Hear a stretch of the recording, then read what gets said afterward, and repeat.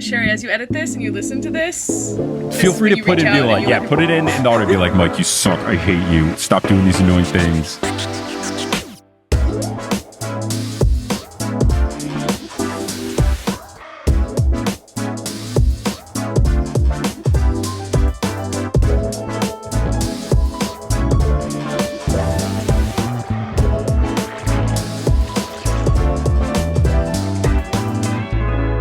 What's good? Thank you so much for tuning in to another episode of The Newest Olympian. My name is Mike Schubert. I'm the titular Newest Olympian. I'm a grown man who never read the Percy Jackson books as a kid, but I read them as an adult because I was on a quest to determine if this is a book series that society had been sleeping on. I said yes, and now I'm seeing if society has been sleeping on the Heroes of Olympus books as well, and I'm joined on this quest, on this special journey with a very special guest because I'm never on this quest alone, new to the pod, but not new to Percy Jackson podcasting. It's Mal Fondren. Mal, how's it going? Hey. It's great. Thanks so much for having me. I kind of thought I might get uninvited after I revealed I was an Astros fan when you came on my podcast, but it seems Percy Jackson podcasting transcends sports team allegiances, so... Look, I'm surprised that tangent lasted as short as it did, and any other person listening would say it went too long. Oh, yeah. But... oh, man, the Astros are good this year. Damn, I was going to say something about like, but the Astros aren't good anymore, but you're doing well this year. Oh, but you're still playing the AL West. Jesus, what a terrible division. Yeah, it's God. The most unimpressive of divisions, so I'll own that. That's absurd. People are going to be so mad, but I don't care. I don't get to talk about the Yankees enough. The Yankees are in the American League East Division, where the fourth best team is better than the second best team in your division. Yes. That should be illegal. Baseball needs demotions like they do in international like soccer. Yeah. Relegation, yeah. Like send some of these teams to the minor leagues and let's get minor league teams up in the major leagues because this is obnoxious. Bring the Savannah It's not fair Bananas that we have to play all the hard leagues. teams. Oh, God. Oh, man. Well, anyway, now that everyone's turned off the podcast, let's talk about Percy Jackson. What is your history with the Percy Jackson books before we get into these two chapters in the Mark of Athena? I read the books in 6th grade, like the original 5 books, and I was like, wow, that was an amazing book series. And then I don't know if I wasn't aware that Heroes of Olympus existed. I don't know if I didn't know if it was like a continuation. I didn't pick those up because I think The Lost Hero was out when I finished the first series. But a friend of mine in high school was like, hey, you liked Percy Jackson, you have to read these books. And so she kind of forced them onto me. And once I read those when I was 15, I was like, well, it's time to make Percy Jackson my entire personality. So 15, 16 years later. Amazing. And I've got a podcast now, so. Heck yeah. Fantastic. Great stuff. I love it. Cool. So more of your classic route where I've taken the unconventional, but our two paths have led us here. And we're going to be talking about these two very spicy chapters, which you called dibs on many moons ago.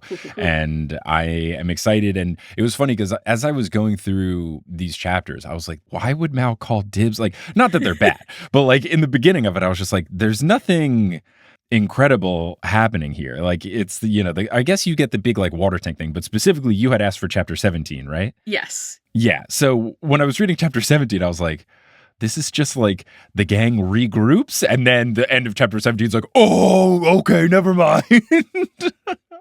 Anyway, so we're here to talk about two chapters of the Mark of Athena. The first of which is chapter 16, which is called Percy. Now, where we last left our heroes, we had the aquarium adventure going on where they got separated. Hedge and Kate/Keto went back into a back room, and then Percy and Frank were left with Forces. And at the time, it was seeming more like Keto was suspicious and Forces was just kind of like this old dude obsessed with putting on a show, but we'll see how that develops. So chapter 16 opens with, quote, "The tunnel ran along the floor of a gymnasium-sized tank," and narrator Percy guesses that it has about 50,000 gallons. Is it just the water power? Is this like when he knows latitude and longitude that he can just look at a tank and know that it's 50,000 gallons? Because that's ridiculous to me. I mean, probably. I think that would make the most sense. I was excited by this because the like fish tube is always my favorite part of any aquarium, where you can go and there's fish all around you. Oh, yeah. Like I went to the Coney Island Aquarium and they have one that you can crawl through for kids. And it was very fun, like squeezing my adult shaped body into that tiny tube to just kind of see the fish. So I was like, they're in the fish tube. Yeah, I love the fish tube. I'm very much excited to, once my daughter is old enough to start like going to museums and stuff and interact with some of the kid related things, is that I will get to do the kid stuff and then just be like, oh, I'm just being a good dad. But like deep down inside, it's like, yeah, I want to do the kid The stuff. kid stuff is the best part. It's the best. And I think I'm still nimble enough to make my way through some of the smaller spaces and jungle gym type stuff. So I think I'll be okay. But yeah, it just gives you the pass of like, oh, no.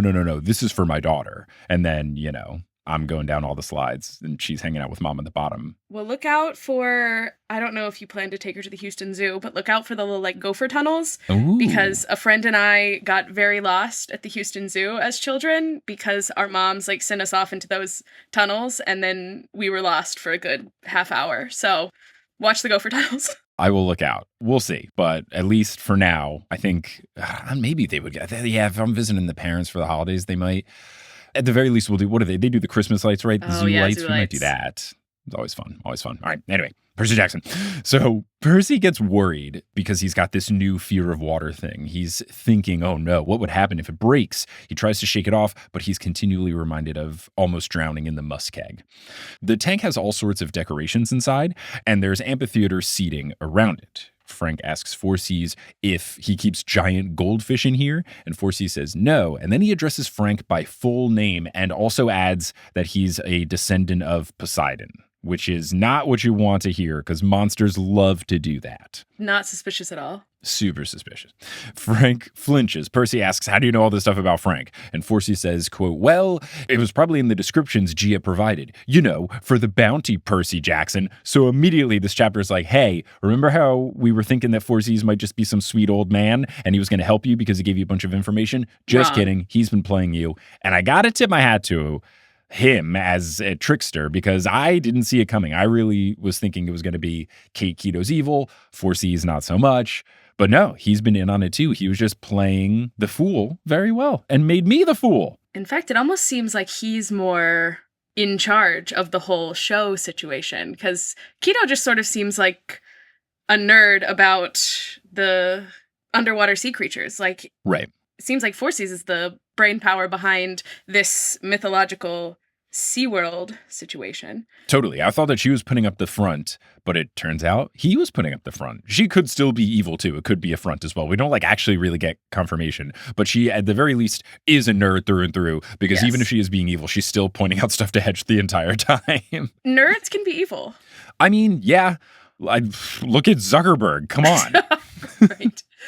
I'm sorry, I guess he's cool now because he perms his hair and wears oversized black t-shirts and weird chains and stuff and pays T-Pain, I can only imagine, millions of dollars to do a bad acoustic cover. Disappointing stuff. Disappointing stuff from Zuck. I guess not disappointing because now it's just come to be expected. Run-of-the-mill stuff from Zuck. Disappointed but not surprised. Yeah, disappointed in T-Pain, but I don't know. He's probably got a lot of money. Probably gave him a lot of money. Percy uncaps Riptide and warns Forces not to cross him because Forces promised Percy answers. And Forces says, well, I promised to tell you everything that you need to know, but you don't need to know anything. So Forces is also a genie, apparently. Classic the bait worst. and switch. Bait and switch? Nah. So Forcy says that even if Percy manages to make it to Rome, which is unlikely, his big twin brothers will squash him. So instead, his plan is to keep Frank and Percy as VIPs, very important prisoners. I gotta hand him to that. That's pretty fun. Percy lunges, Frank throws his backpack, and I was like, no, what about the finger traps? And Forces vanishes away from them. And then his voice laughs throughout the tank room. And he says that Gia never trusted him with tall tasks, but she said that he could keep anything that he caught. He wants to capture Frank and Percy and keep them as exhibits so that they can be, quote, demigod terrors sponsored by Bargain Mart. And the corporate sponsorship of the aquarium continues. And I think it's a funny joke every single time. It's great every time. Frank and Percy run for the exit, but it has been closed off. The tank walls now are becoming soft, and they seem like they're about to melt away. Percy yells to Forces that they will never cooperate with him, but Forces says that if they won't fight each other as an exhibit, he wanted them to be like a new version of the gladiator thing, he will send in water beasts for them to fend off, and he will lace their food with sedatives that will eventually get them to follow directions. So he's ramped it up quite quickly from I'm not evil to I am especially evil. Oh, and Rick's doing a very good job. I can't say I wouldn't enjoy being just like vibing in a giant aquarium. Like, maybe it says something about me that I'm like, this doesn't seem that bad. Like, you just get to hang out in a giant aquarium. I would to be in the same place all the time would just make me really antsy. Just not being able to walk around and leave. Ugh, I don't know. Yeah, true. I would enjoy this for probably like 2 days, and then I would start going a little nuts, but no, I totally get that. I don't like being cooped up. I've never liked being contained too much. Even as a kid, I didn't like being put in my car seat. Yeah, I need to be free. I need to roam around. Percy, I'm like the water, like Percy will say in a couple of paragraphs. Percy says that his dad is Poseidon, so he won't be a prisoner in water. He'll be stronger. And Forces laughs because water also makes him stronger, so not really an advantage there for Percy. He says that the tank is designed to contain demigods, and then he leaves, and he says that he will see them at feeding time. The glass dome shatters, water rushes in, Percy holds his breath until he can't anymore, and then when he breathes in the water, it's just like breathing in air. So he's totally fine, his clothes are still dry, the water pressure doesn't bother him, so all of his powers are still intact. And Percy then thinks that his phobia was silly, and only then, after all of this, does he remember, oh right, Frank is here too. And then he starts kicking himself for being so self-concerned. I get it, though. You know, it's such like a wild, scary thing, specifically the thing that you have been fearing recently, that I can understand not necessarily keeping track of your friend who, has been here also the whole time. Also, what do you think Forces was planning to feed them at feeding time? I didn't think about that until just now, but I'm like, what was he going to give them? Yeah, I don't know.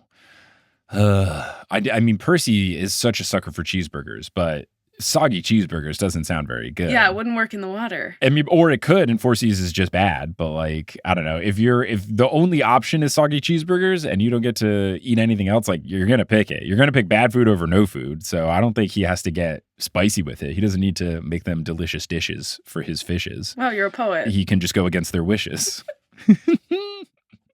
Percy searches for Frank in a frenzy, and then he realizes that Frank has actually turned into a koi. He's a big old fish. Percy uses his water creature telepathy power to talk to Frank, asking him, your big choice for sea creature was goldfish? And Frank explains that he panicked, and they were talking about goldfish before, so it was on the top of his brain, so he just picked goldfish. I latch on to dumb things, and I'm like, this isn't accurate, but goldfish and koi are like completely separate fish. Like, they're both descended from carp, but like calling him both a koi and a goldfish, which one is he? They're different. Okay, I thought the same thing, but I am not well versed in fish at all. And I figured it must be some sort of thing where they are of the same family and like... Yeah, they both are like descended from carp. But they are quite different. I've never looked at a koi and been like, wow, look at that goldfish. Or I've never looked at a goldfish and be like, is that a koi? Like, right. Very interesting. And then it kind of made me wonder, is it the Asian thing? Like, are we calling it a koi because Frank is Asian? Oh, no, I hope that not. That feels really bad, but I don't know. Oh, okay. Here's at least what SplashSupplyCo.com says in an article called What's the Difference Between Koi and Goldfish? Koi's bodies are tapered at each end, whereas goldfish have rounded bodies with blunt noses. Koi also tend to have showier colors than their less expensive counterparts, but that doesn't mean all goldfish are plain gold.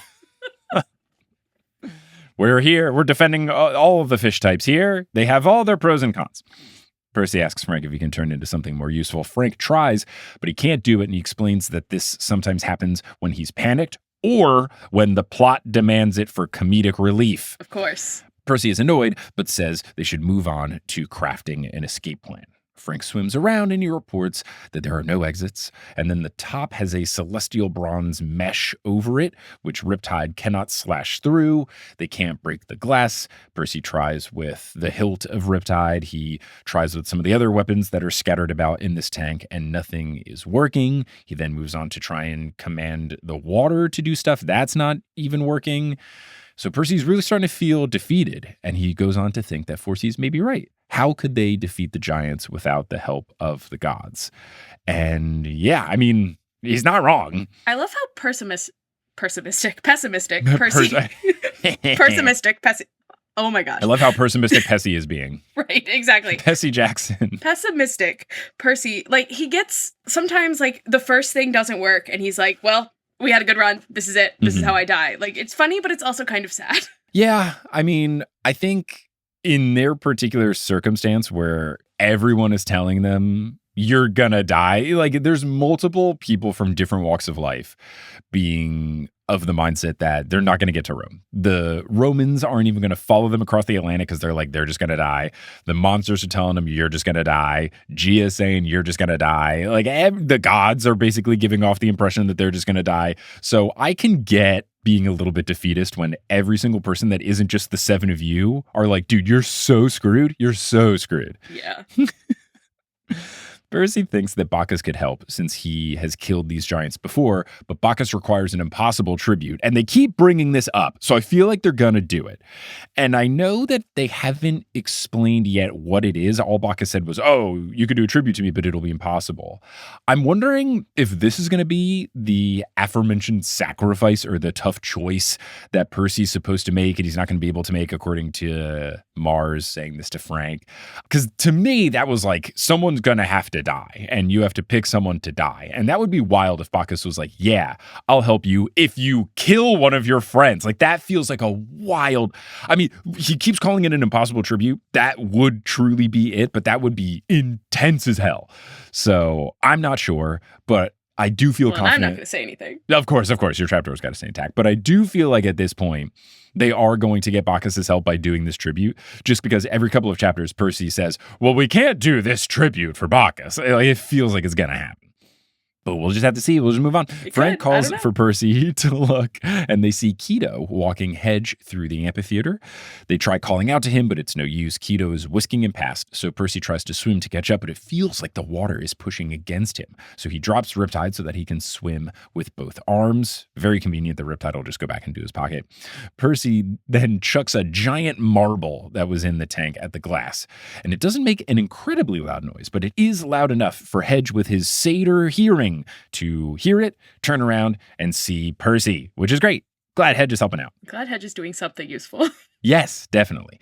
Narrator Percy about this says, quote, when he saw Percy, his expression, Hedges, went through several changes in a matter of microseconds, incomprehension, surprise, outrage, and then a mask of calm. So I very much commend Hedge for not immediately kicking Keto in the face, which I know his instinct was. He 100%. Certainly wanted to immediately go into rage mode, but he thinks quickly after going through, I don't have a poker face, oh my gosh, but then puts on the poker face and thinks, okay, act calm, act cool, got to save my boy. So I think that's a pretty powerful move for anyone to do, but especially Hedge. Yeah, he waits approximately 3 seconds before kicking her in the face. For Hedge, that's a million years. That is an incredible amount of time for him to withhold the desire to go into Chuck Norris mode, which will happen literally. Hedge points to the top in a Marty McFly, hey, what's that, Biff way? Keto turns, and then Hedge removes his fake foot and kicks Keto in the head. She crumples to the ground.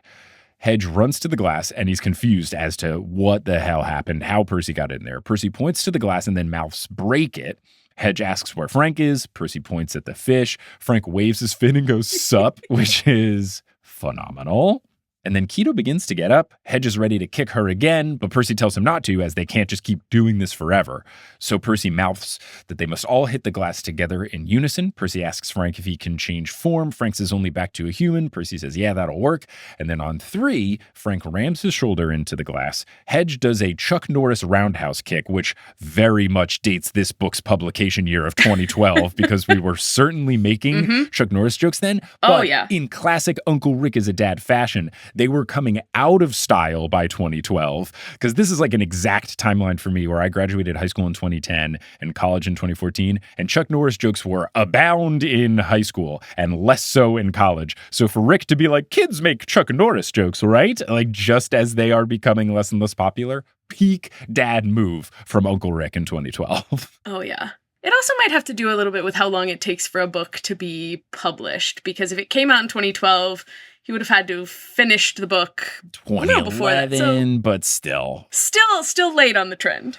Yeah, I mean, I don't know. Maybe if I looked on like the stats on Know Your Meme, I could see exactly when it was fizzling out. But I feel like it was fizzling out at the time, which makes it a perfect dad pull for him to do. Or maybe you just got too cool for Chuck Norris in college. I mean, right. It could just be that I was in college and there were so many other things going on. And I also, very importantly, went to an all-boys high school and then a co-ed 50-50, I guess technically 49-51 gender split college. So at that point, maybe we're doing less quote unquote boy humor and more of other things in college. Yeah, there are girls there. Girls can't like Chuck Norris. We got to be cool for the girls. Let it be clear that is not what I'm trying to imply. No, that's what I'm trying to imply. I'm not like other girls. I like Chuck Norris, Joe. Exactly. So he does a Chuck Norris roundhouse kick. Percy slams the marble into the wall, and then he also forces the water to obey him and slam into the wall because he knows that the water doesn't like being contained, like 2-year-old Mike Schubert in his car seat, and he plays on that desire. And to quote the musical, the sea does not like to be restrained. Exactly. And he also channels his anger about this whole situation into this to will the water to do it, and boom, the barrier cracks. And he also thinks about getting back to Annabeth. That's very important to me as well. Always a good motivation. Just the cherry on top. I would love to be back with my girlfriend. I just got back and I'm not going to be stuck in a fish tank forever. We've got more smooching to do. More cuddles on the floor of a horse stable. I mean, look, as far as horse stables go, especially one where horses don't apparently ever use it, so it doesn't smell bad, pretty great. I mean, no, it seemed like they had a very nice evening. Oh, yeah. Lovely stuff. Hedge then asks, "What were you doing in there?" Percy says, "This is all a trap." And they run to leave. And as they pass the tanks, Percy wants to free these other sea creatures, but he's unsure as to how he would transport them, especially because they're all in a lethargic state. Percy vows to return to save them, and then Forces bellows over the PA, "Percy Jackson!" And then pyrotechnics go off. Our team returns to the whale shark room, and then they can see mortals in the normal section of the aquarium running in panic, while the staff tries to convince them that it is just a faulty alarm system going off. But Percy knows better, so he follows the mortals with Hedge and Frank, and they leave out of the exit of the aquarium. And that ends chapter 16, which I have retitled, "I'm in a glass case of emotion." Do you have a retitling for chapter 16? I don't know, maybe something to do with the fish tube. Yeah, look. Love the fish tube. Fish tube goes wrong. So now we'll take our quick break here, which I do believe, breaking news, that we're going to have to retitle the mid-roll break for the Mark of Athena, because I actually got a really good suggestion from a listener. So up until this point, we'd been calling the mid-roll break the Marks of Athena, because when I came up with the name for it, I didn't think that the Mark of Athena would like actually be a thing in the book that gets referenced all of the time. I thought it would be like vague concept, like the lost hero is probably Jason, but could also be Percy. The son of Neptune is probably Percy, but in a weird way could also be not Frank, but like Tyson's there, like, it's probably Percy. But when I called Marks of Athena, I was like, oh yeah, like the marking point, the remarks of Athena, like also Marks is a financial term. So we would do the ads, like all that kind of stuff. But even better of doing it and making it more of a pun and not just like the name of it. There's a listener on Spotify whose username is Kiki, and they said, "Mr. Shubes." Unfortunately, they did spell Shubes wrong, which my last name's in the logo. What are we doing? My last name's in the logo. It's in the artist name. My usernames are all SCHUBES17 or whatever. My website is SCHUB.es. Like, how are we doing this still? I know I've been like cute about it in my career so far. It boils my blood. How? Franz Schubert is the most famous Schubert. He's more famous than the Schubert Theater Organization, those heathens who spell it incorrectly. How are we so often forgetting the C in my last name? It's not hard. It's so easy. So yes, your idea was great, but also he's going to roast you a little bit. Yeah, Kiki, your idea was great, but what the? So, Mr. Shubs, I would like to humbly propose that the mid-roll break for let me know, Kiki, I'm not actually mad. This is a joke for my comedy podcast. Mr. Shubs, I would like to humbly propose that the mid-roll break for Mark of Athena be called the Market of Athena. Good. Oh, it's really That's good. good. It's really good. And then salute emoji, which is one of my favorite emojis. Can't wait for your coverage of this book. It's a masterpiece. So then I did reply saying, oh my gosh, I get so many suggestions for these, and this one's actually good because I do get some bad ones. And then Kiki said, I would be honored if you used it. I'm glad you like the suggestion. I do. And I like it so much so that I've forgiven you for misspelling my name, despite how angry I was at you spelling it wrong. I promise you are forgiven. But yes, now the mid-roll break from this point forward will be called The Market of Athena, which is perfect. The market is more than just a place where you buy stuff. It's also like a community space. And I've been trying to make the mid-roll names not just like money-based, because it's more than just the place where the ads go. I talk about like updates with the podcast and live shows and other cool things and merchandise and Patreon stuff and blah, blah, blah, blah, blah. So Market of Athena is super fitting. Thank you, Kiki. Really appreciate it. We'll take this break and then we'll be back to discuss chapter 17. Hello and welcome to the Market of Athena, the first Market of Athena, even though last time in last week's episode, I accidentally did it 1 week early and called it the Market of Athena then. Oops, little tiny preview, but I'm here in the auxiliary Shubia with some updates for you all, so let's get into those updates. Time is running out if you want to get our TNO Patreon bookmarks. So on September 1st, I will be downloading a big old CSV of anyone who is an annual Patreon member over at thenewessolympian.com/Patreon. And for all the folks who are, they'll be getting 2 bookmarks that have all of the retitling that I have done for the first 2 books in the Heroes of Olympus series. They look like a table of contents, and then in TNO fonts with TNO logos and TNO colors and everything, they've got all of the retitling. If you go to the TNO Instagram, you can see a preview image of what those look like. So you'll be getting those. I'm going to get them done high quality from the same people who printed my beautiful posters that we have on tour. We're going to be sending those out later in the year, but we're running the numbers on September 1st. If you're an annual patron, you'll get access to that no matter where you live, and we'll mail it your way. So all you got to do is join at any TNO tier of the Patreon, $5 a month and above, and then set it to the annual membership, which does get you 15% off the monthly price, which is pretty sweet. Or if you're already a patron, or if you're going to be a returning patron, just make sure that your settings are set to the annual as opposed to the monthly payment plan. And then boom, you will be getting the bookmarks, and you might be getting something in your inbox checking about your addresses. If you've already received physical merchandise from Patreon in the past, just make sure your address is up to date. We're going to do some reminders on Patreon to make sure that we are sending things to the correct address, but go and make sure you're taking care of that. September 1st is approaching, so head on over to thenewessolympian.com/Patreon to make sure you're good to go. Now, other things that are approaching include our 2 live shows in September. We've got a live show and live stream that is accessible wherever the internet is interneting on September 13th. That is a Saturday. We're going to be in Providence, Rhode Island with Sequoia Simone, as well as Dr. Stephen Parra and Robert from the Damn Meme Page, and also new addition, Sherry Guo. Sherry Guo's coming too. She's going to help out with Q&A as she's done in the past. So the list of people that are going to be at the show continues to grow. So if you want to be there in person, or if you want to get a live stream ticket, head on over to thenewsolympian.com/live. That live stream ticket comes with a 7-day replay. So if 8 p.m. Eastern on Saturday the 13th is not good for you, no sweat.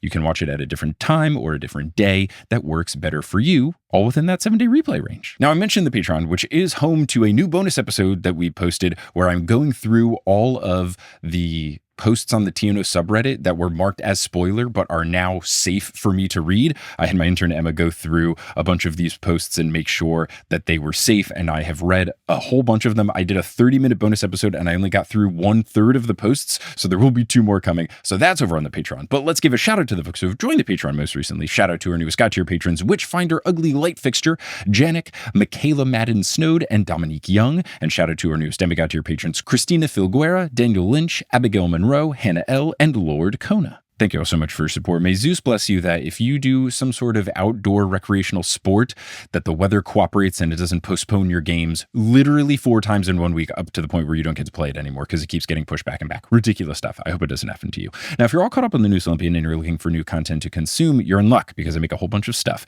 And if you heard me talking about that live stream/live show where Sequoia is the guest and you're thinking, man, I love when Mike and Sequoia do stuff, we're making a podcast together and it's a video podcast too. So it's our new show called Professional Talkers. We give give advice in a comedic manner about how to navigate awkward conversations. We've done an episode about small talk at a party. We've done an episode about talking with your messy roommate. We are releasing an episode today about how to apologize to a friend. There are audio versions wherever you get your podcasts. There are video versions both on Spotify and on YouTube. It's been a whole ton of fun. Episodes come out every other Monday, and it's just a blast. You can listen by searching for Professional Talkers, or you can check us out on social media. We're at ProTalkPod. And then we have websites, protalkpod.com and professionaltalkers.com. We're going to get those set up in the near future. But for now, just go on your podcasting app, go to YouTube, go to Spotify, search for Professional Talkers, start listening, start watching. It's a hoot and a half. Now, unless you're listening on Patreon where you get access to ad-free episodes, you're going to hear words from a few sponsors to make it feasible for me to be a full-time podcaster. Some of those ads will be read by me, and others of them won't be. The ones that aren't read by me are inserted locally. So if you live in El Salvador, don't be surprised if you hear an ad in Spanish. But once those ads are complete, we'll get back into this episode of the New Olympian.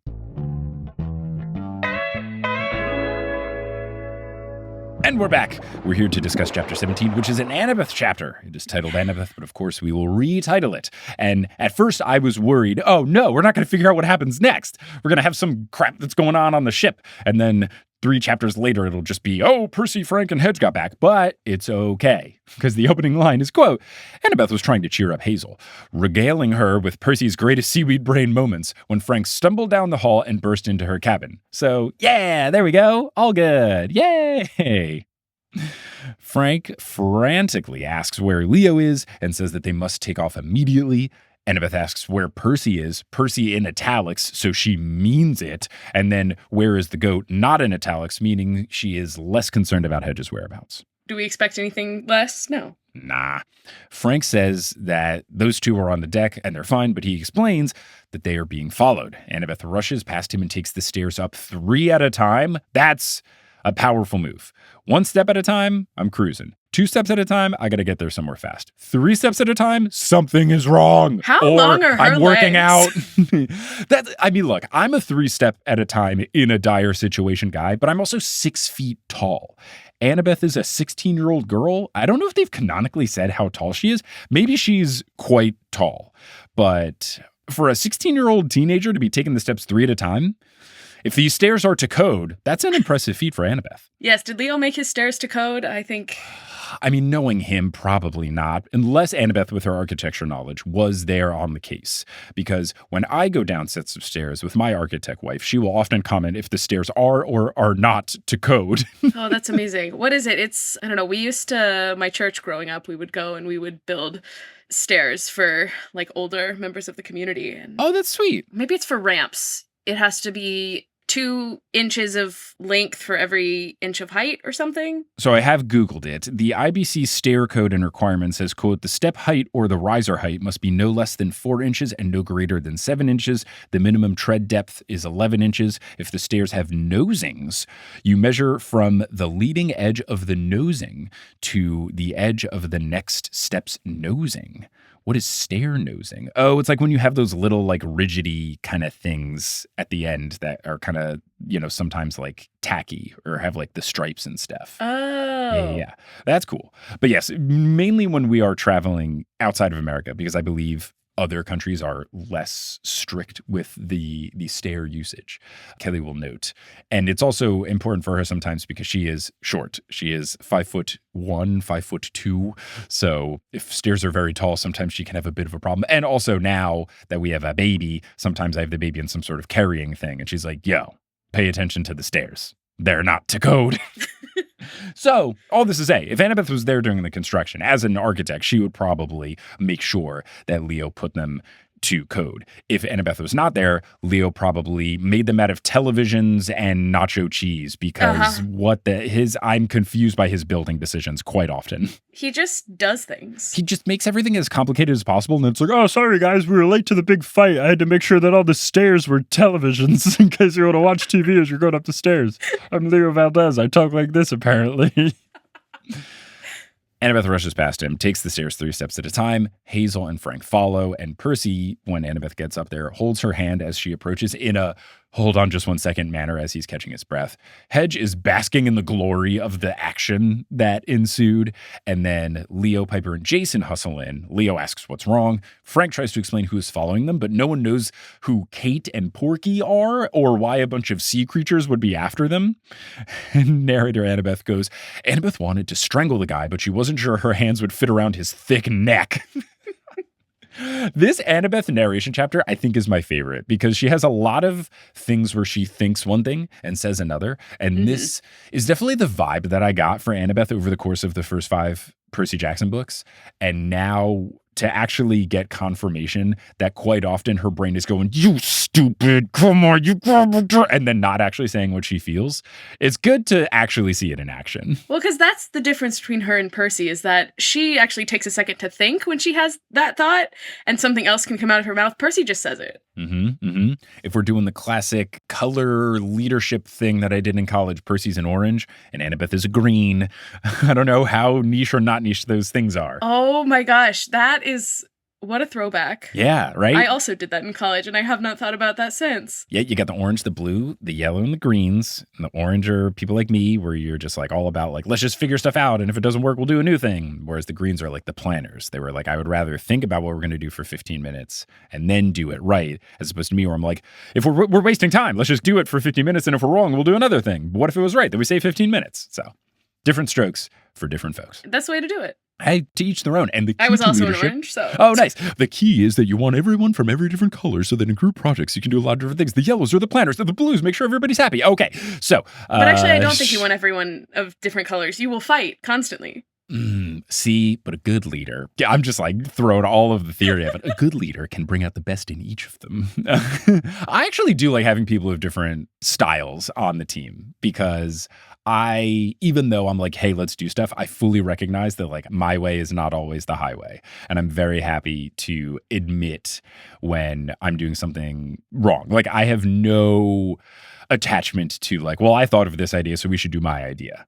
I'm very much like, oh yeah, no, let's go with your thing. That's good. I say that as if I am like some stubborn, like, no, it has to be my way. Like I am the most chill person. I think like I could have the best idea that I know is going to work. And someone is like, actually, I think we should do this. And I'll be like, no, you're right. We should do that.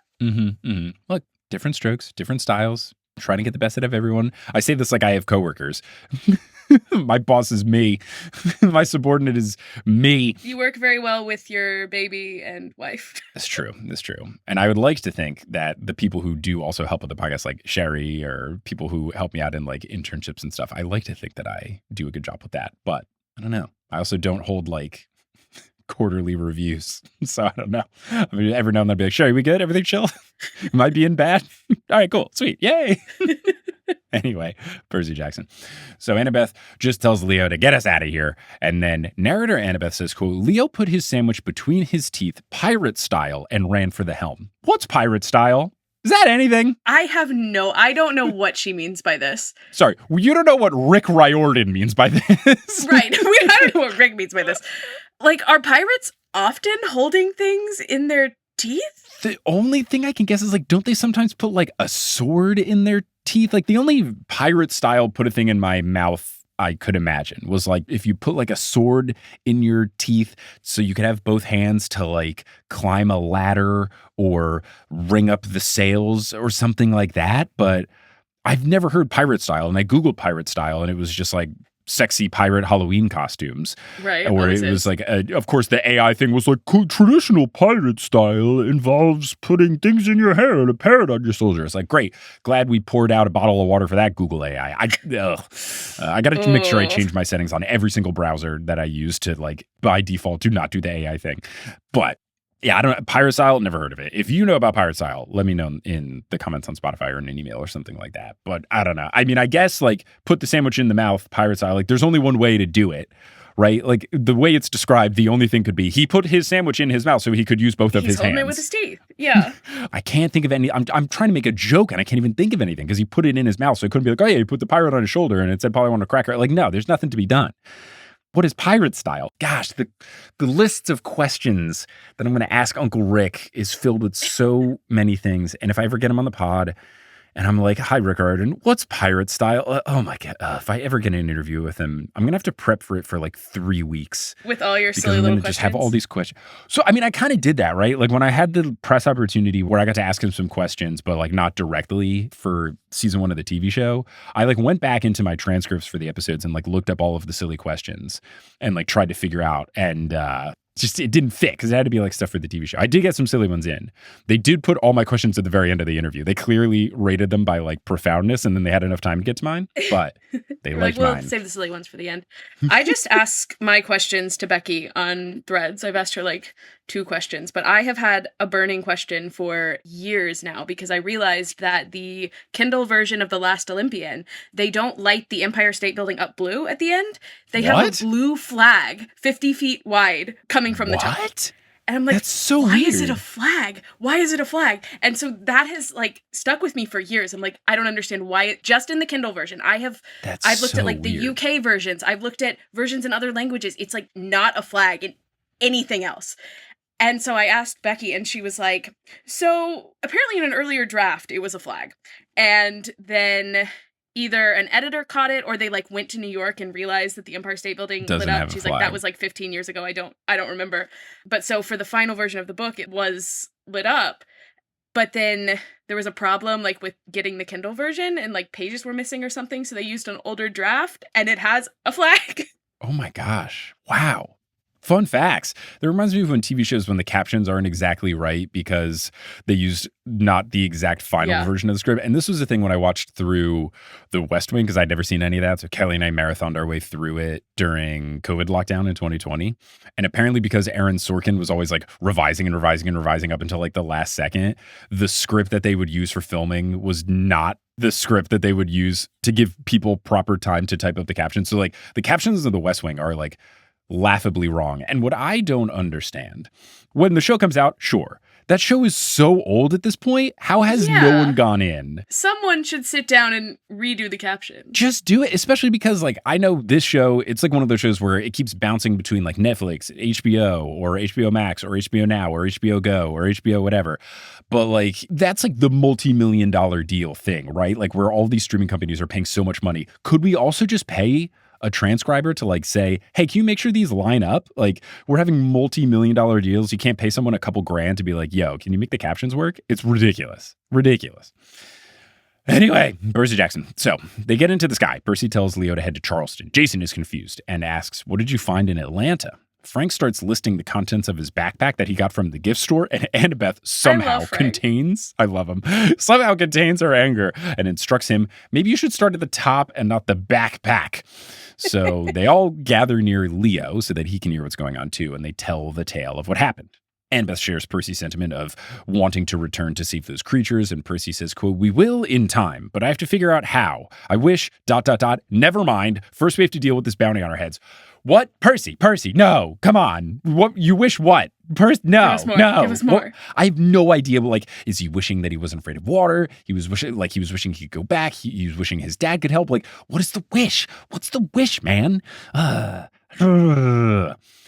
Leo asks if they will get wanted posters and a price breakdown of how much each of them is worth, which is hilarious. Love this. But his take that he would be worth 2 or 3 francs is laughable. Yeah, I don't know if you've read The Son of Neptune, man. Like, you're good, but not that I'm ranking, but like he's not double Frank or triple Frank. Did you miss the part where Frank is so powerful that the gods had to nerf him by tying his life to a burned stick? I don't see anything like that for you, Leo. Yeah. And I was trying to think, like, if they are worth different prices, who would be worth the least? Because I also, like, I don't think it's Leo, because I think you have to recognize how vital he is to the quest just in being the guy in charge of the ship. Mm-hmm. Who would be in last place? It's tough. I mean, I think in terms of, like, flashy powers, Annabeth has the least flashy powers. But no, that group needs her. Yes, and she has more of a reputation than the others who are, like, new to this. So I don't think it's Annabeth. Here's the sneaky answer. It's Jason. He's very strong, but just from a diversity perspective, what does he bring to the table besides lightning powers? He's not as good of a leader as Percy. Mm-hmm. He's at best equally strong to Percy. The only advantage is like Percy groundwater, Jason sky, but like we're fighting Gia. So we got to get to the ground. Piper, charm speak is unique. Leo, got to fly the ship. Hazel, all of the underworld stuff with the doors of death and Hades and stuff like that's going to come in handy. Frank can turn into animals and stuff. Annabeth's the planner. I think Jason's in last place. Not that he's not strong, but it's just like he's basically like 1B to Percy being 1A kind of deal. We don't know all of Jason's adventures, but there's no way he was out there doing as much as Percy, because Percy has pretty much done every hero's like major events. Like it feels a little bit like this book series we're getting to like the B tier myths, you know, the little more the deeper cuts. The deep cuts, like not the really obvious things that like people would know. Like Percy's already done Hercules. He's done like you can't tell me Jason's done all this. Jason hasn't even done Jason. Percy did Jason. And that was Sea of Monsters. And then Percy also did Jason in the carrying Hera across the river, because that's also Jason. What's going on? Jason, get your name together. All right, anyway, Percy Jackson. So Annabeth says they got to focus on the next step. Get the map in Charleston. And Piper asks, what is the map for? Percy answers, the Mark of Athena, and then gives a cautious look at Annabeth, which makes her realize that she was probably giving off an expression like, I don't want to talk about this. Percy thinks whatever the Mark of Athena is, it must lead to something important in Rome, and it could heal the rift between the Romans and the Greeks. And I remember there was something mentioned earlier in the book about something being stolen, and I might have a guess about that as we continue on through this chapter. Hazel recalls the prophecy line, the giant's bane, and Percy relays the giants mentioning a statue.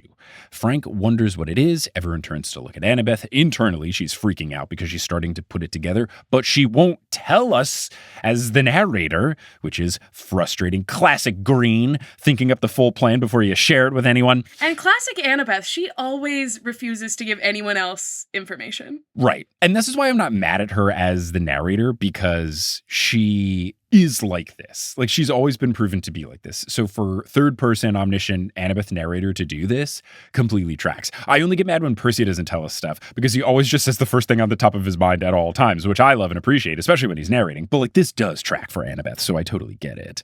Oh, yeah. Jason gives a look like he knows what's up, and that unnerves Annabeth even further.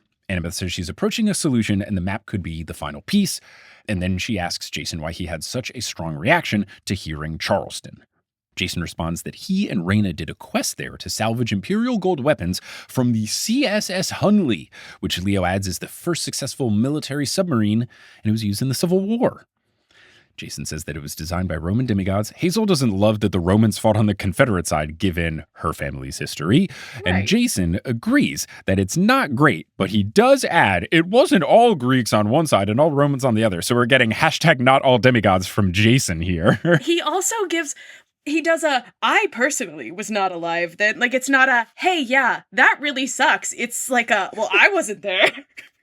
Which, like, Jason, yeah, no, this is so don't not do good. that. I mean, that's like what they're trying to use in schools these days, right? Where it's like, we can't make white people feel bad about stuff they didn't do. It's like the whole thing of history class, what everyone told me about history class when I was grumpy because I hated history class was, we have history class so we don't repeat our mistakes. Right. We got to learn about them. So they're trying to make white people feel bad. Look, we did awful stuff. We're objectively the worst. So, like, let's learn about it. You can learn about the problems of historical white people and not be like, I did this. Right. It's like Hazel's not saying, Jason, you personally have engaged it. Like, 100%. The fact that he takes it like that is yes. just, it's funny. It's weird that it's the first thing he said. The opening quote was, well, I wasn't there. If I was there. Right, we weren't saying you were. I would have stood up to all of my fellow white men. Jason Grace would have fixed it. He would have fixed it. Oh, no. I would have been like the good white boys in Remember the Titans. I would have ate food with my black teammates. Jason actually then transitions this into an apology to Hazel for him and Leo being too suspicious. It's not a fully direct apology. And it's also the worst apology in the world. Yeah. It was kind of weird. It's an apology that would be better if he then said, I'm really sorry, directly afterwards. Like, he transitions it into, and sometimes, we can be a little too suspicious, right, Leo? But then he should have said, Hazel, I'm so sorry about before. Like, it's a fine transition, but you can't just leave it at that, dude. Right. Yes, he's being so vague, and at no point does he say, I'm sorry. Which is a key component to an apology. All these celebrities do these big notes app things, and you just control F for sorry, and it doesn't show up, or apologize, and it doesn't show up. Or it'll be, I'm sorry, but, or I'm sorry if you, no. I'm sorry if you were sad when we talked about not caring about your brother. Anyway. I'm sorry if you were offended. I just gotta say, I don't love Jason in this book so far. He's being weird. I don't know if it's just the Eidolons in him or whatever, but like, to me, this is a little different Jason than I grew to know in The Lost Hero. I'm not enamored with book 3 Jason right now. I'm still patient as I always am. I'm going to let the book complete. I'm going to let the series complete, but like, I have a little bit of like, I'm not loving his vibes in this book, or at least in this portion so far. Let's see. Hazel asks if he thinks that they should return to this warship. Jason says he has 2 ideas. The first of which is the museum where the ship is held. Leo volunteers to go because it sounds cool. Jason says Frank should join them. And look at Frank, the belle of the ball, keeps on getting asked to go on the big quests. Frank asks why me, with his fingers trapped in the finger traps. Jason says because he's a child of Mars and he can keep the Confederate ghosts in line.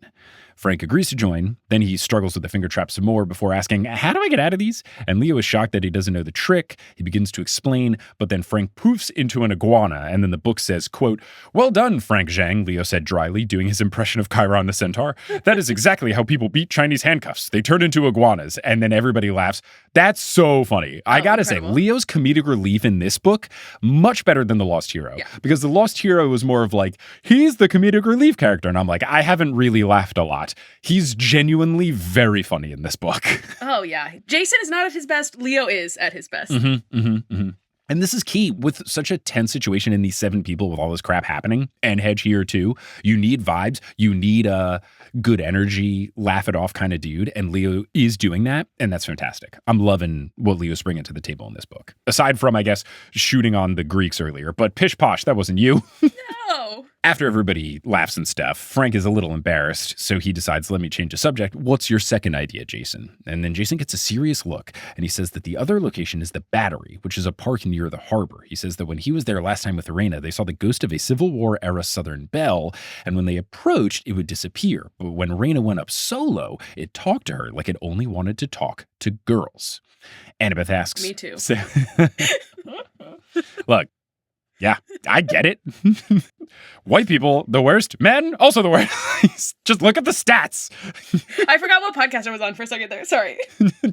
It doesn't matter. I find ways to bring all the same stuff into the same podcast. I'm talking about basketball. I'm talking about current events. And then I'll get 1-star reviews. There's some dude, I don't know if he's still listening. There's some dude who like had a run of like leaving comments on Spotify, mad at me for saying like nobody should vote for Trump, mad at me for like saying all the like border crap and deportations were bad. And someone in the comments was like, how have you made it through 8 years of Mike Schubert podcasts without knowing what's up? Like, even if you're just a TNO listener, the show's been around since 2021. If you haven't gone like, this leftist crap, like, how have you still, you must really love Percy Jackson. You must really love these books. Like, at some point, it's okay to walk away. Like, not everything has to be for you, and that's... It's all good. It's okay. But actually, it does, because I do get paid by the download. So you do actually have to listen to every single episode multiple times, probably, especially if you hate me. You'll really show me what for if you just keep Rage listening listens to my or still podcasts. listens. I love it. I love when people tell me they rage listen to my stuff. They're like, like people do that with Potters all the time. And it's like, cool, I'll take your stats and your dollars, thanks. Not your dollars. The podcast is free. Advertising dollars. I'll take them, baby. Anyway. Percy Jackson. So no one wants to talk to girls. Annabeth asks, what did it tell Raina? And Jason says Raina wouldn't tell him, but she was shaken, so it must have been grave. He says that Raina never acted the same way towards him after that. And now I'm wondering if my Jason past life theory is back on the menu, boys. Where, like, did he do something bad? Or is it something about his ancestry? Like Zeus did something bad? I mean, what didn't Zeus do that was bad? Something? I know, right? Like, is water wet? Is the sky blue? It's just... I don't know. I'm worried if like this ghost knows something about Jason in particular, his past, his future. I don't know. I'm worried. We're obviously going to get this revisited next time they talk to Raina, probably. Or I guess when they talk to this ghost, more likely. But it's scary at the moment. Scary at the moment. Annabeth says that this calls for a girls' trip, which I think is fantastic. And then I realized, oh my gosh, we're just going to have Percy and Hedge left on the boat. And then Annabeth's next line is, oh no, it's going to be just Percy and Hedge on the boat. And that's not something a caring girlfriend would do to him. Good girlfriend, Annabeth. But Percy gives her a look that basically says, I'm going to be fine. I'm also very tired, so I'm probably just going to sleep the whole time. We're good. So Annabeth asks Leo how far away Charleston is. He's unsure, but he says that there is a flock of Roman eagles behind them, and he's certain about that. Leo suggests that they throw out a decoy and then take a detour to Charleston, quote, the long way. I love that they're going in the sky, but they're going to take like the long way. I mean, I guess flight paths can go in different routes, but I guess they're just going to not go directly. They'll go roundaboutish. That's kind of how I feel when I'm on a flight and it gets delayed and they're like, well, we're going to make up some time in the air. And I'm like, why were we not just flying that fast anyway?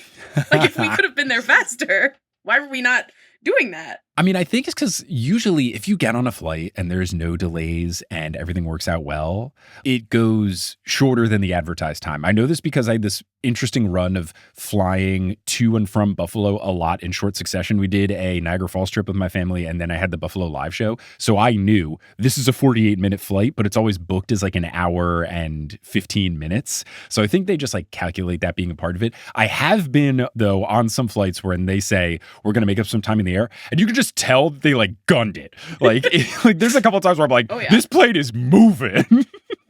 It was like one of the smaller planes, but I was just like, I felt like we've been going full adrenaline mode this entire flight.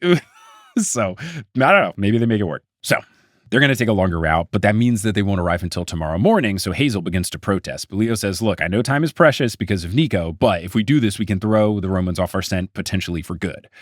Hazel reminds him it's June 27th, and after today, Nico's going to die in 4 days. And Leo goes, we're already like more than a quarter of the way through the book. We're good. No, but he thinks that they'll be okay.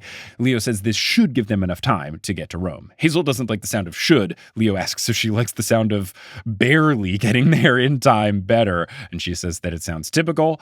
Annabeth takes that as the green light of approval and then asks Leo, all right, what's the decoy? And then Leo calls for Buford over the intercom. More Demigod Diary stuff coming into the mix, which I think is good. I'm very glad that I did read them because of Tor, I didn't read the Demigod Diaries for the first couple of episodes that we did, like all those live show episodes, and then I read them after. And it's just been like perfect timing that once they started referencing the Demigod Diaries in these chapters I've been reading, that started happening very soon after I finished reading the Demigod Diaries. So that has been a sigh of relief, because I would have been so sad if I had read this line and then did the Demigod Diaries thing after. And I was like, I would have loved the reaction. I have the reaction. Huzzah, Buford's in the mix. Buford. So Frank is flabbergasted that someone else is on the ship, thinking, who's this Buford? But then Buford, our good table friend, arrives. And if anyone skipped the Demigod Diaries episodes, there's a whole thing about Buford the table. You should go listen to the Demigod Diaries episodes and read the Demigod Diaries. Disney, pay me for promoting your book.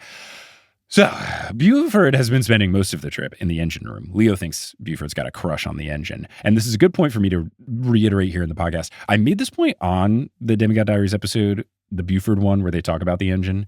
I don't think I emphasized it enough, though, because Sherry was like, you used to be an engineer. Does this stuff make sense? And I was like, nah, it's a bunch of mumbo jumbo. And then as it went on, I was like, but it could be nuclear engineering, which I know nothing about. And then when I was going over Sherry's edit, I was like, I don't think I made it clear enough that this could be very normal nuclear engineering stuff that I just know nothing about. So let me just be very clear. I studied mechanical engineering, not nuclear engineering. Everything Leo describes for the engine could be super duper normal, aside from when they're like, there's magical stuff. But everything else could be so normal, and I just have no idea what that stuff is, man. Never did nuclear stuff. Or it could just be stairs made out of TVs. Like, that's kind of Leo's brand. Or both. Frank is shocked that Leo names his furniture. Leo is unbothered and asks Buford if he's ready for Operation End Table. He turns into a helicopter table and flies off with a bag of demigod laundry. Leo says that he will work on the new route and they can report back at dinner. So then Percy goes to bed early, which means Annabeth's got nothing to do except go on her laptop. Oh, and Frank lost his extra pants. His only extra pants. He did pants. Lose his extra pants, yeah. But apparently Buford's going to bring him to a dry cleaner and bring him back cleaned and folded. So, huzzah. So Annabeth's looking at her dataless laptop. I don't know if I've made this joke on the podcast before, but it's got to be like a Dell-less, right? Like it's a Dell laptop. Anyway. You definitely have made that joke because I've heard that joke. So I'm like, surely yes. Good. Oh, the less good version is it's the data laptop, but yeah, whatever. Anyway, narrator Annabeth says, quote, after 2 years, a typical laptop would have been out of date. Very 2012. I'm recording this on a laptop that I got in 2021. After 2 years, a typical laptop would have been out of date, but Annabeth figured Daedalus' machine was still about 50 years ahead of its time. It could expand into a full-size laptop, shrink into a tablet computer, or fold into a wafer of metal smaller than a cell phone. It ran faster than any computer she ever had, could access satellites or Hephaestus TV broadcasts from Mount Olympus, and ran custom-made programs that could do just about anything except tie shoelaces. There might have been an app for that, but Annabeth hadn't found it yet. And Rick has just become like, magical tech, yeah! Like every tech thing can do everything now. The conversation with AI, though, lately makes me wonder, like, how much energy is Annabeth's magical laptop using? Because I hope none that actually harms the environment. Hopefully it just like drains Zeus or something. Like not actual any environmental ramifications. Like your boyfriend is the water guy. You can't use technology that's like wasting water. I hope it doesn't. I hope it's all separate. So Annabeth starts studying a 3D rendering of the Parthenon. She notes that she's always wanted to visit. Now she might get her chance. But the more she thinks about the Mark of Athena, the more nervous she gets. As narrator Annabeth, she says, quote, she didn't want to, but she recalled her argument with her mother. Even so, after many weeks, the words still stung. And I'm so appreciative to narrator Annabeth because we get the whole flashback. So yes. She was riding the subway back from the Upper East Side after visiting Sally. Annabeth apparently would go up there once a week during the time when Percy was missing, partially to provide updates to Sally and partially so that they could comfort each other. Super duper sweet. Love. So very, very sweet. Love a good, healthy in-law relationship. The spring was tough because with Jason remembering more of his memories and the crew grasping Hera's plan, they had a sense of what was in store for Percy, but they had no idea where he was. She spent all her time chasing down Percy rumors.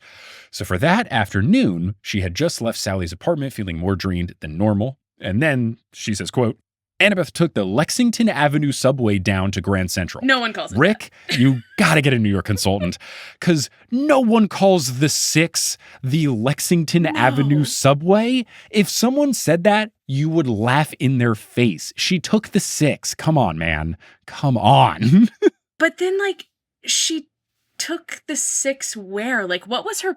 I need Rick to give me more information here. Like, where is her dorm located? Where was she going? Because Grand Central is not a good place to transfer either. Like, you can't really transfer to any other train except the 7. The 7 or the S is it, unless you're going on a, like, Metro North train. But, yeah, it said that this isn't, like, the most direct route, but it goes to Grand Central. This is solely relying on where is her dorm. Because if her dorm is within walking distance of Grand Central, right. But if she's trying to transfer anywhere... it better be along the 7.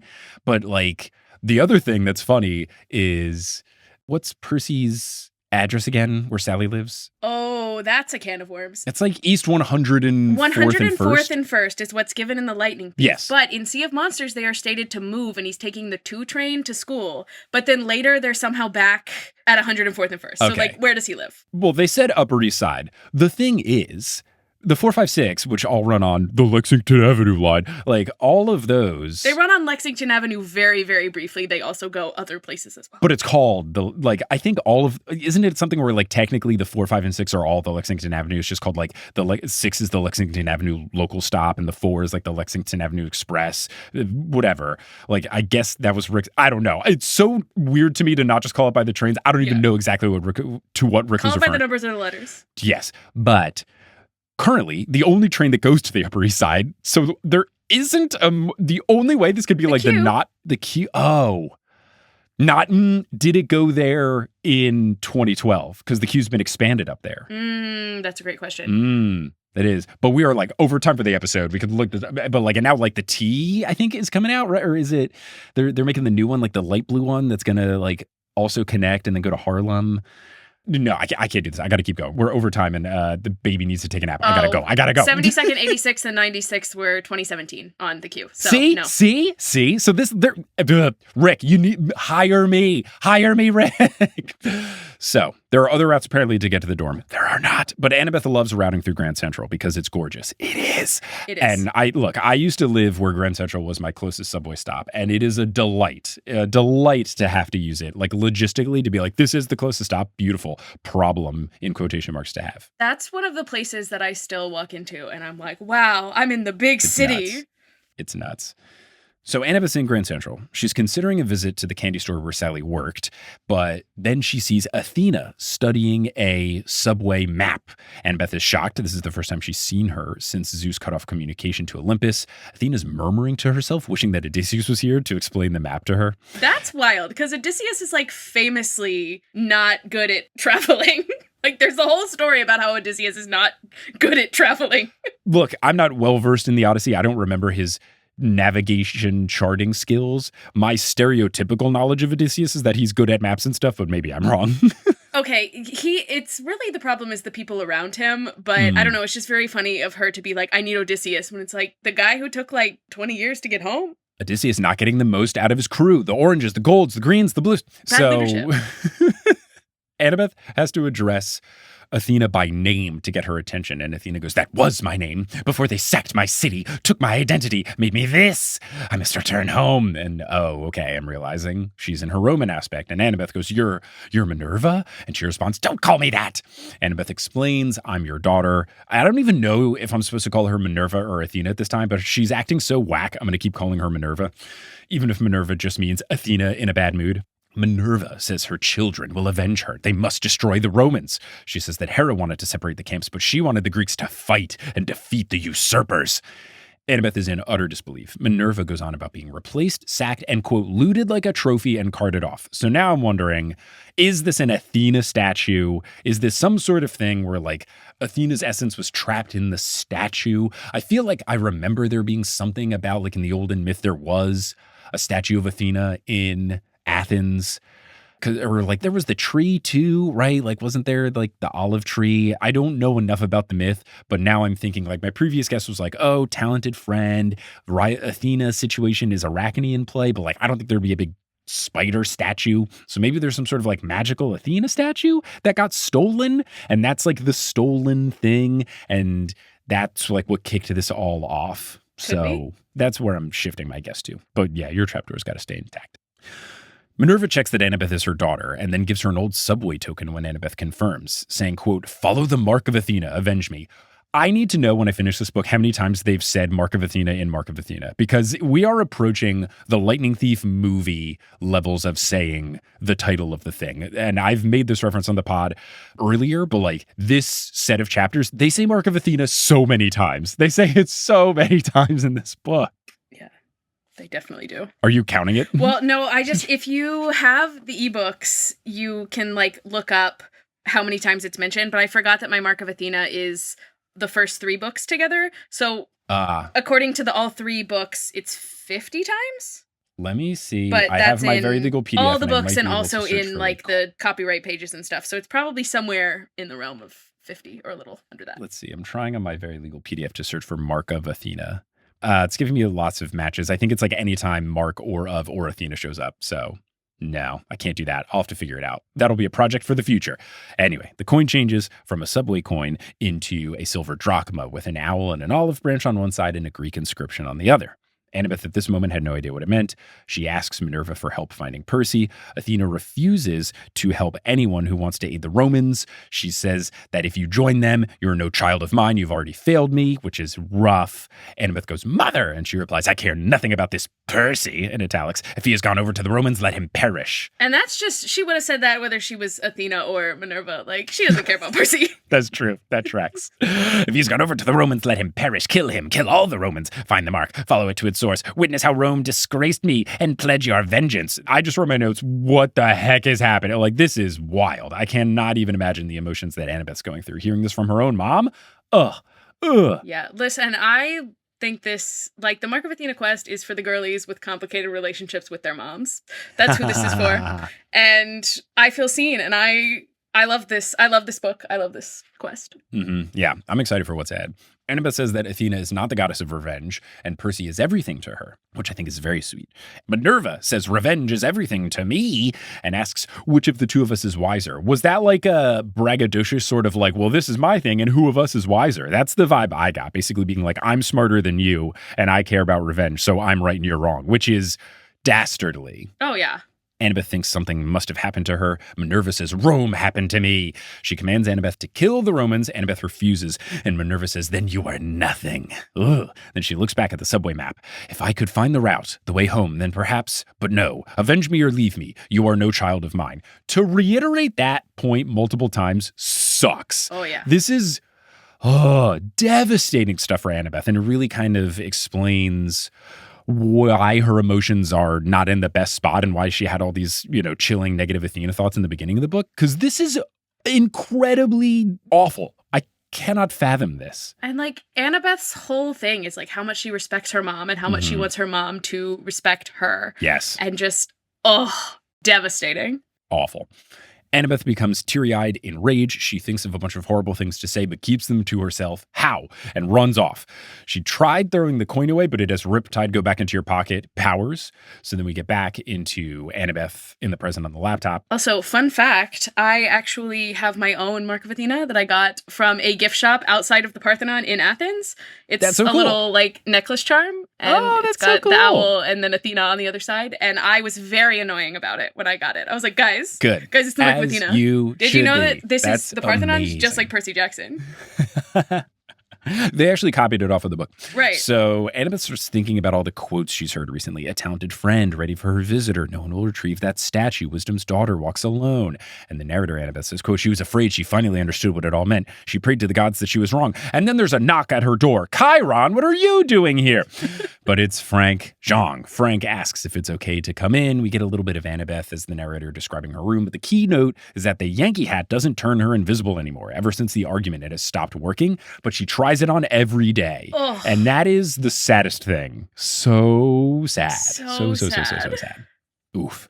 Frank is here because he wants Annabeth to teach him how to work the Chinese finger traps. He was too nervous to ask anyone else, which is so sweet. Annabeth is honored, as she should be. And of course, she loves anyone seeking knowledge. So then to show him how it works, she scans the finger traps with an infrared sensor on her laptop. It makes a 3D model, and then she starts talking about the cylindrical biaxial braid.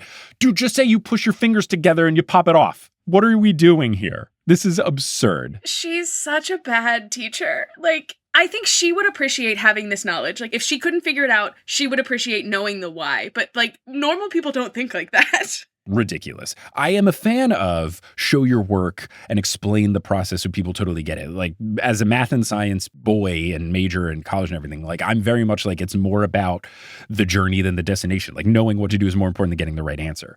But this is ridiculous. Or at the very least, you didn't need to do all this. Right. And what's hilarious is that Frank in the next line is like, oh, okay, yeah, after she explains it. You could have probably done that without all the bells and whistles. And then Annabeth admits, oh, yeah, that was probably overkill. Looks like I learned something too. Super sweet little moment between the two of them. They didn't seem to have a lot of friend crossover, and I really like this for them as a friend pairing. I feel like this really ramped up their relationship, and I love it. She sees that Frank's still uncomfortable, so she tells him that Leo doesn't intend to be mean. Rick definitely used intend here so that he didn't write the sentence, Leo doesn't mean to be mean. She explains that he uses humor as a defense mechanism when he's nervous. Frank asks, why would Leo be nervous of me? And Annabeth says, because you're twice the size and you can turn into a dragon. And then she thinks internally, and Hazel likes you. Mm-hmm. Frank replies, Leo can summon fire. And then he asks if Annabeth can help him with his Achilles heel. Again, she is honored. She says that she would be happy to help.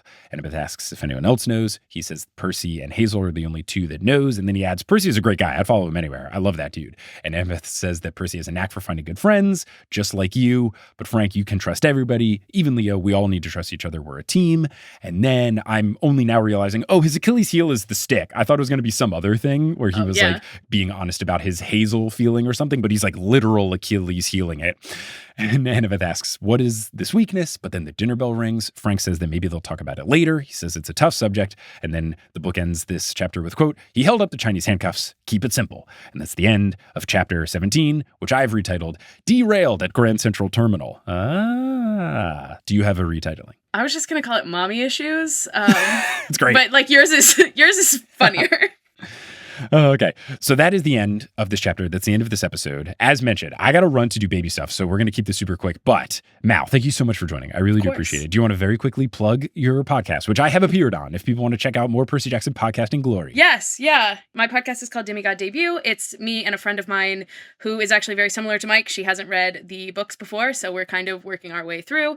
We're on The Lost Hero right now. So we've done all 5 of the original books, and check us out if you think I'm interesting or fun. Yeah. Look, it was a fun pod. And if you want to hear me yell about the Yankees and the Astros for a good 5 to 10 minutes, in addition to talking about Percy Jackson stuff.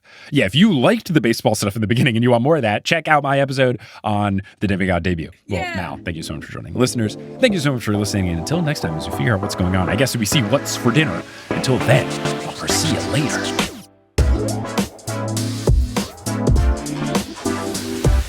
Hello. Thank you so much for listening to this episode of The Newest Olympian. This podcast is created, hosted, and produced by me, Mike Schubert. I also run the social media and the website. Our editor is Sherry Guo. The music is by Bettina Campamanes and Brandon Grugel, and the art is by Jessica E. Boyd. If you really enjoy the show and you just can't get enough, there's a couple of different things that you can do. First, you can go to patreon.com/The Newest Olympian, and you can get access to all sorts of bonus content that I post on a very regular basis. You also can find us and get involved in the community on social media. We've got an Instagram, we've got a Blue Sky, we've got a Twitter, we've got a Facebook, we've got a subreddit, we've got a Discord that's available to all patrons. If you want to support the show, you can get merch at thenewsolympian.com/merch. You can see live shows at thenewsolympian.com/live, and you can check out the aforementioned Patreon. And speaking of, I want to give a shout out to our highest tier, the Ultra God tier patrons who are helping to produce this show with their financial support. So shout out to Kelsey Gillespie, Vicky Garcia, Frida Vikstrom, Megan Moon, Polly Burge, Nikki Harris, Tatiana Schmidt, Sandra Rose, Josh Sayre, Abby Ryan, Marco Redhouse, Sam Reeby, Mrs. O'Leary, Milo Kim, Sandkopf, Rayla Matthews, Sky Mallory, Persasabeth, Aiden Parziani, Grace, Ginger Spurs Boy, A Cup of Solace, Bradham's Prime, Skylar Sisters, Scott Sheldon, Natanya Page, Ann M. Thayer Cohen, Bella, Percy Jacked Son, Han Haley Hingleheimer Schmidt, Catherine Sloan, Haley Mary, Jim Jam Koopy, Kit Kat Crumbs, Andrea, not Andrea, Jordan Ray, Nico's Black Vespa, and Zayden Wintergate. If you want to support the show in a non-monetary way, just spreading the show via word of mouth is huge. You can tell someone directly who you think would like the show. You could post about it on social media. You could leave a rating and review on whatever podcasting app you're using. All of these things really do help, and I really appreciate anyone who has done it in the past or will do so in the future. But I'm just so thankful that you tuned into this episode, and I hope you tune into our next episode where we'll be joined by fan favorite Kelly Schubert to break down chapters 18 through 20 of the Mark of Athena. But until then, I'll see you later.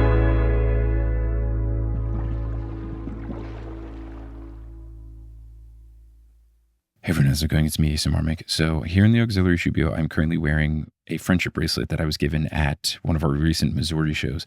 I've been given many a friendship bracelet over the years, and I love them all. They're all fantastic. This one is a cool one in that it is supported by a group where the money raised by selling these bracelets goes to a charity that supports polar bears. So that's pretty fun. So I'm just going to rattle it near the microphone and make some noise with it. It's got like these cool, like harder, high quality beads with a little carved polar bear too.